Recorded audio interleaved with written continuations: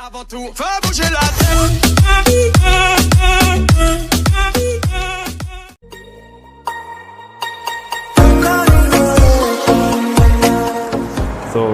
Hello दोस्तों, कैसे हो आप?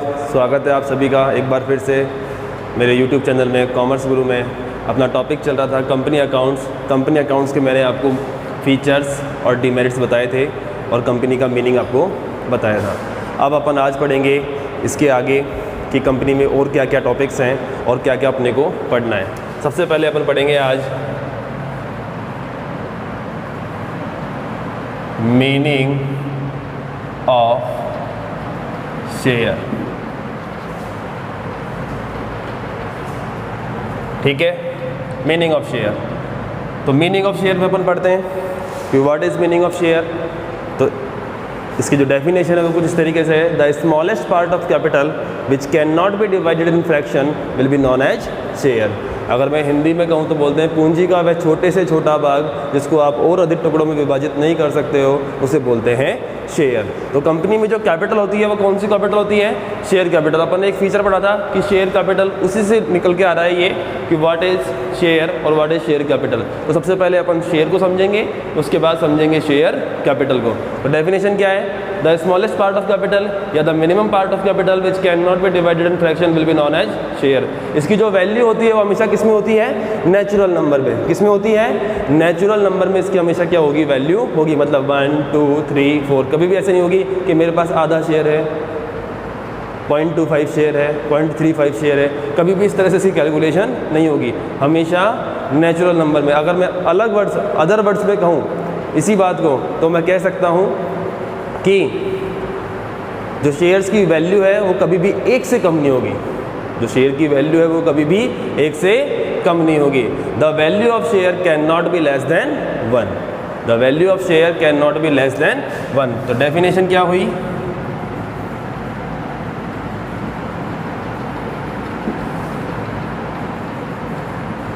The minimum part of capital which cannot be divided in fraction। Share की जो वैल्यू है वो कभी भी फ्रैक्शन में कैलकुलेट नहीं होगी। The minimum part of capital which can not be divided in fraction. और इसके आगे क्या लिख सकता हूँ मैं इसको? In other words,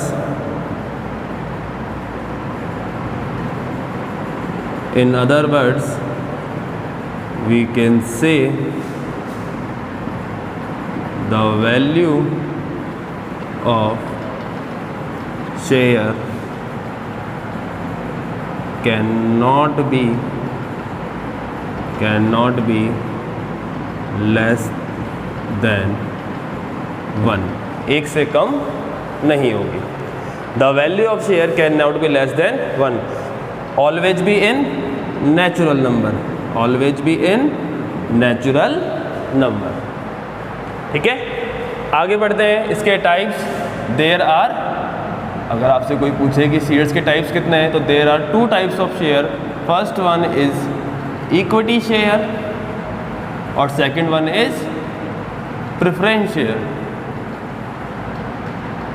preference share. अब इनकी भी डेफिनेशन है, व्हाट इज इक्विटी शेयर और what is preference share. Equity share किसे कहते हैं और प्रेफरेंस शेयर किसे कहते हैं? तो इक्विटी शेयर की डेफिनेशन क्या है? जो प्रेफरेंस शेयर नहीं है वो कौन से शेयर है? इक्विटी शेयर है। और प्रेफरेंस शेयर क्या हो गई? जो इक्विटी शेयर नहीं है वो कौन से शेयर है? प्रेफरेंस शेयर है। ऐसा नहीं बेटा, एक की तो डेफिनेशन आपको पता होनी चाहिए, चाहे इक्विटी शेयर की पता हो चाहे प्रेफरेंस शेयर की पता हो। तो प्रेफरेंस शेयर की पता करते हैं कि प्रेफरेंस शेयर की डेफिनेशन क्या है?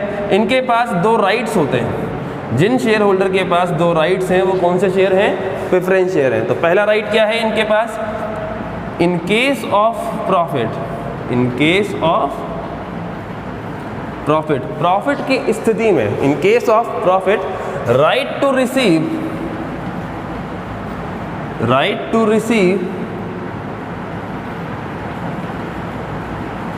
डिविडेंड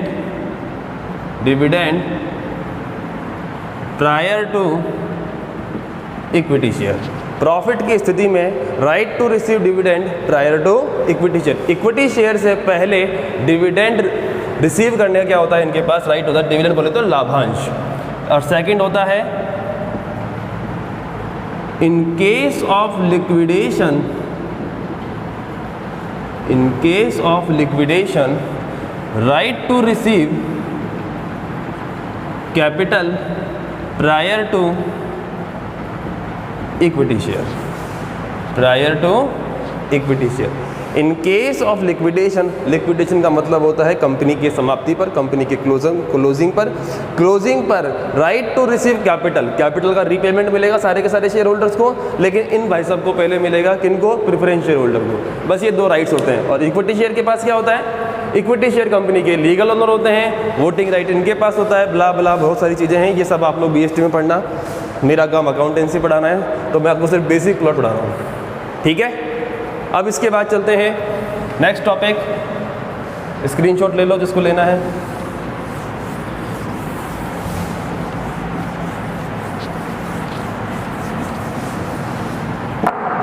इसके बाद आएगा आपका वैल्यू ऑफ शेयर्स की value. There are 3 types of value. Shares की 3 वैल्यू होती हैं। First one is face value, second one is market value, और third one is issue value या इश्यू प्राइस। तो यहाँ मैं इश्यू प्राइस लिख रहा हूँ, वो भी वैल्यू का ही पार्ट है। फेस वैल्यू, इससे बात करते हैं। फेस वैल्यू के लिए आपको मैं एक चीज़ बताता हूँ, वहाँ से इस पॉइंट को लिंक करना। जब भी कंपनी का क्रिएशन होगा, तो कंपनी को कुछ क्लॉज बनाने होते हैं। क्लॉज बनते हैं MOA में, मेमोरेंडम ऑफ एसोसिएशन में। वहाँ कुछ क्लॉज बनेंगे, 5 क्लॉज होते हैं, name clause, address clause, object clause, capital clause और अदर क्लॉज। तो 5वां क्लॉज कौन सा है, अदर क्लॉज। पहला क्लॉज है नेम क्लॉज। नेम क्लॉज में कंपनी का नाम होगा, एड्रेस क्लॉज में कंपनी का एड्रेस होगा, ऑब्जेक्ट क्लॉज के अंदर कंपनी का ऑब्जेक्ट होगा, कैपिटल क्लॉज में कंपनी की कैपिटल होगी, और अदर क्लॉज में अब जो भी कुछ बच गया वो किसमें डाल देंगे अपन, अदर क्लॉज में। तो अभी यहाँ पर जो कौन सा क्लॉज है, capital clause.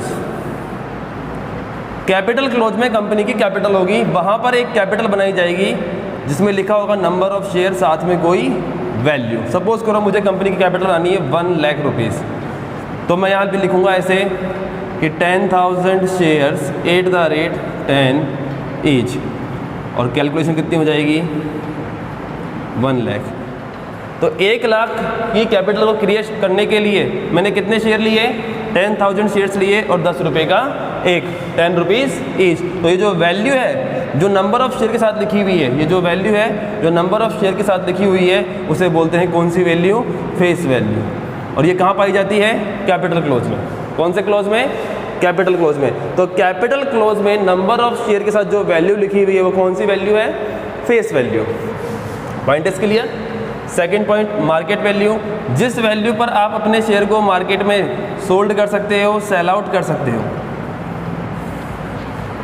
Market price, MRP, maximum retail price. जिस वैल्यू पर आप मार्केट में अपने शेयर को सेल आउट कर सकते हो उसे बोलते हैं मार्केट वैल्यू। सीधी सीधी बात है, नाम से पता लग रहा है।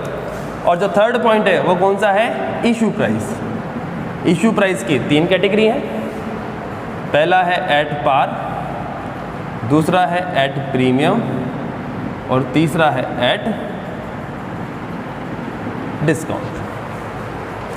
सबसे पहले वाले से बात करते हैं, एट पार, फिर एट प्रीमियम और एट डिस्काउंट। सबसे पहले तो ये बात है, जिस वैल्यू पर कंपनी अपने शेयर, इसकी डेफिनेशन बता रहा हूँ मैं आप लोगों को, ध्यान से सुनना। जिस वैल्यू पर कंपनी अपने शेयर्स को पब्लिक में इशू करती है उस वैल्यू को बोलते हैं इशू प्राइस। पब्लिक में किस वैल्यू पर इशू किया है उसे बोलते हैं कौन सी value, issue price. Issue price होगी एट पार, एट प्रीमियम और एट डिस्काउंट। एट डिस्काउंट वाला कंसेप्ट आपके सिलेबस में नहीं है। सिलेबस में क्या, अब तो प्रोविज़न ही नहीं है, कंपनी एक्ट्स में रिस्ट्रिक्शन लगा दी है कि अब कंपनी अपने शेयर डिस्काउंट पे इशू नहीं कर सकती है। अब बात कर सकते हैं एट पार पे। एट पार का मतलब होता है फेस वैल्यू के इक्वल्स टू फेस वैल्यू, कि 10 रुपये का शेयर 10 में ही इशू किया तो एट पार, उससे ज़्यादा कर दिया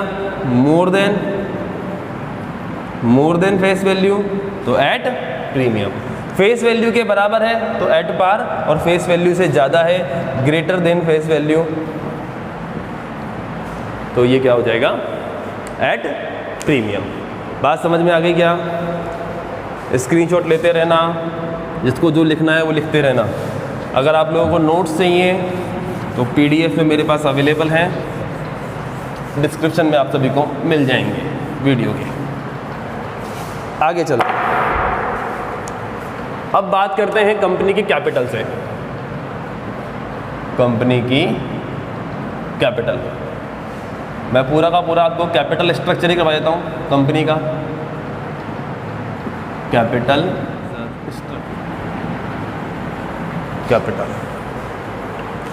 अब बात करते हैं कंपनी के कैपिटल स्ट्रक्चर से। आपके सामने है स्क्रीन पे, सामने देखो, what is capital structure. Company का कैपिटल स्ट्रक्चर बनेगा कंपनी के कैपिटल क्लॉज से। कैपिटल क्लॉज में जो कैपिटल लिखी हुई है उसे हम बोलते हैं ऑथोराइज कैपिटल, कि कंपनी अपने जो शेयर्स हैं वो इस लिमिट्स के अंदर ही अपना काम कर सकती है, इतने ही शेयर पब्लिक में इशू कर सकती है। फॉर एग्जांपल, अगर एक स्कूल के अंदर 1000 बच्चों का बैठने का सिटिंग अरेंजमेंट है तो कितने बच्चे एडमिशन ले सकते हैं? 1000। क्या 1100 बच्चे एडमिशन ले सकते हैं? क्या नहीं ले सकते। तो वो जो 1000 जो सीट अवेलेबल है उसे बोलते हैं ऑथोराइज, कि स्कूल इतने ही बच्चों का एडमिशन लेने के लिए क्या है? ऑथेंटिकेट है, ऑथोराइज है। उससे ज़्यादा बच्चे अपन एडमिशन नहीं ले सकते, उसे बोलते हैं अनऑथोराइज। इसका एक अच्छी सी स्टोरी है, एक लॉ भी है इसके ऊपर, वो बाद में पढ़ेंगे, ठीक है। ऑथोराइज कैपिटल में से कंपनी कितने शेयर पब्लिक में इशू कर दिए है उसे बोलते हैं इशूड कैपिटल। ऑथोराइज कैपिटल का जो पार्ट होता है कि पब्लिक में कितने शेयर इशू किए हैं ऑथोराइज में से, उसे बोलते हैं इशूड। और जितने इशू नहीं किए हैं वो कौन सा हो गया? अनइशूड। फिर आता है सब्सक्राइब्ड। सब्सक्राइब्ड का मतलब होता है कि इशूड कैपिटल, जो पब्लिक में अपन ने शेयर इशू किए, वहाँ से पब्लिक से एप्लीकेशन कितने आए हैं। जितने एप्लीकेशन आ गए हैं उसे बोलते हैं सब्सक्राइब्ड, और जितने एप्लीकेशन नहीं आए हैं वो कौन से हो गए? अनसब्सक्राइब्ड। एप्लीकेशन आने के बाद उनसे अपन क्या मंगवाएंगे? पैसा मंगवाएंगे, कॉल करेंगे, उसे बोलते हैं कॉल्ड अप कैपिटल। जितना पैसा उनसे मंगवा लिया वो तो हो गया कॉल्ड अप, जो पैसा उनसे नहीं मंगवाया वो क्या हो जाएगी? Uncalled up. Called up capital का वो पार्ट जो शेयर होल्डर ने पेमेंट कर दिया है उसे बोलते हैं पेड अप। जिन्होंने पेमेंट नहीं किया कॉल्स इन एरियर। ऐसे ही अनकॉल्ड अप, बिना पैसा मंगाए शेयर होल्डर ने पेमेंट कर दिया, कॉल्स इन एडवांस। और एक होता है रिजर्व कैपिटल। कंपनी अपना पैसा at the time of liquidation जब शेयर होल्डर से मंगवाती है उसे बोलते हैं रिजर्व कैपिटल। कोई आपसे पूछे what do you mean by reserve capital, तो रिजर्व कैपिटल मतलब क्या हुआ? जब कंपनी अपना पैसा at the time of liquidation share holder से मंगवाती है उसे बोलते हैं रिजर्व कैपिटल। इसके भी दो प्रोविजन है, ए लिस्ट कॉन्ट्रीब्यूटरीज और बी लिस्ट कॉन्ट्रीब्यूटरीज। 12th में ये पार्ट नहीं है, लेकिन अगर फर्स्ट ईयर की कोई तैयारी कर रहा है या CPT कोई तैयारी कर रहा है तो वहाँ आपको पढ़ने को मिलेगा ए लिस्ट कॉन्ट्रीब्यूटरीज और बी लिस्ट कॉन्ट्रीब्यूटरीज। ये पूरा का पूरा जो चैप्टर है वो लिक्विडेशन का पार्ट है, वहाँ से आप। आज हमने पढ़ा है शेयर्स, शेयर का meaning, types of share, company का कैपिटल स्ट्रक्चर। मैंने आपको पूरा कैपिटल स्ट्रक्चर समझाया है।